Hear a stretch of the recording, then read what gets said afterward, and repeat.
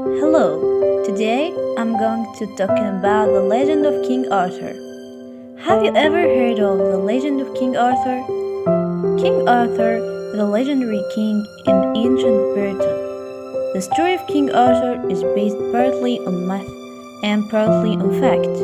Many people think King Arthur did exist, and there are many ideas about who he was, but there isn't enough evidence to prove any of them is correct. In ancient times, stories about King Arthur were told aloud. Later, in the Middle Ages, authors began to write the stories down. The first story was written by Geoffrey of Monmouth in the 12th century book, History, the King of Puritans.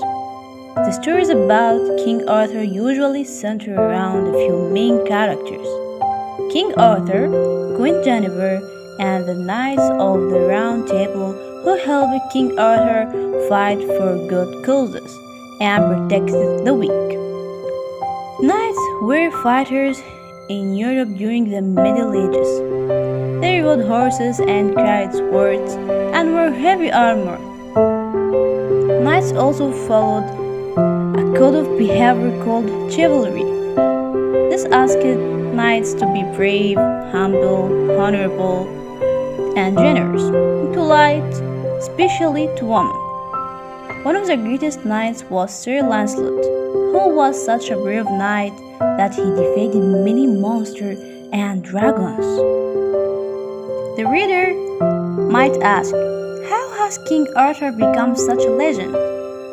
According to one story, a wise man called Merlin bought a sword and a stone and says that whoever pulled the sword out will be the king of England. Arthur pulled the sword out, and that's how he became king.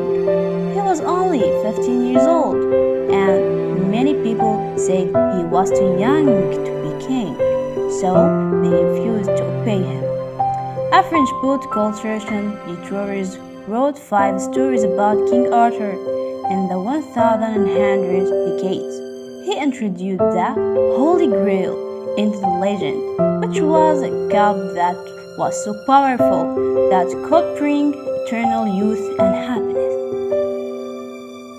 In 1400 decades, an English writer, Sir Thomas Malory,